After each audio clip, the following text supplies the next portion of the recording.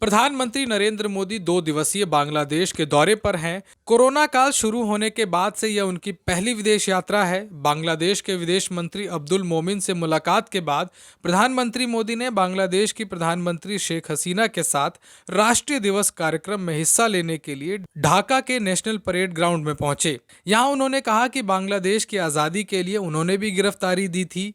मोदी ने कहा कि उनकी उम्र 20 से 22 वर्ष की होगी जब उन्होंने कई साथियों के साथ बांग्लादेश के लोगों की आजादी के लिए सत्याग्रह किया था। मेरी उम्र 20-22 साल रही होगी जब मैंने और मेरे कई साथियों ने बांग्लादेश के लोगों की आजादी के लिए सत्याग्रह किया था। बांग्लादेश की आजादी के समर्थन में तब मैंने गिरफ्तारी भी दी थी और जेल जाने का अवसर भी आया था। यानी बांग्लादेश की आजादी के लिए जितनी तड़प इधर थी उतनी ही तड़प उधर भी थी। यहां पाकिस्तान की सेना ने जो जघन्य अपराध और अत्याचार किए वो तस्वीरें विचलित करती थी।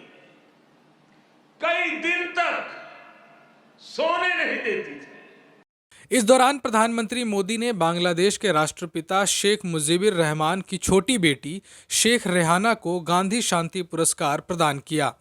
यह पुरस्कार मरणोपरांत शेख मुजीबुर रहमान को दिया गया है।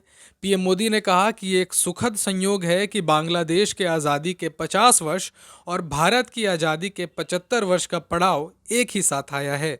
उन्होंने कहा कि हम दोनों ही देशों के लिए 21वीं सदी में अगले 25 वर्षों की यात्रा बहुत महत्वपूर्ण है।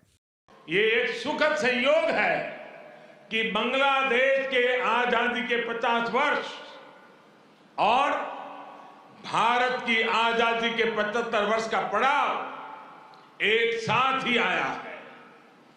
हम दोनों ही देशों के लिए 21वीं सदी में अगले 25 वर्षों की यात्रा बहुत ही महत्वपूर्ण है।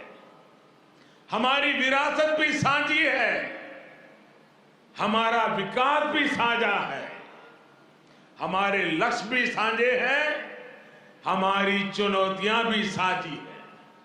हमें याद रखना है कि व्यापार और उद्योग में जहां हमारे लिए एक जैसी संभावनाएं हैं तो आतंकवाद जैसे समान खतरे भी हैं। जो सोच और शक्तियां इस प्रकार की अमानवीय घटनाओं को अंजाम देती हैं वो अब भी सक्रिय है। हमें उनसे सावधान भी रहना चाहिए और उनसे मुकाबला करने के लिए संगठित भी रहना होगा। बता दें कि प्रधानमंत्री मोदी के बांग्लादेश पहुंचने पर वहां की प्रधानमंत्री शेख हसीना खुद उनके स्वागत के लिए एयरपोर्ट पहुंच गई थीं। पीएम शेख हसीना ने फूलों का गुलदस्ता देकर पीएम मोदी का स्वागत किया था। इस दौरान सबसे खास बात यह रही कि बांग्लादेश की जमीन पर भारत का राष्ट्रगान बजाकर पीएम मोदी का स्वागत किया गया।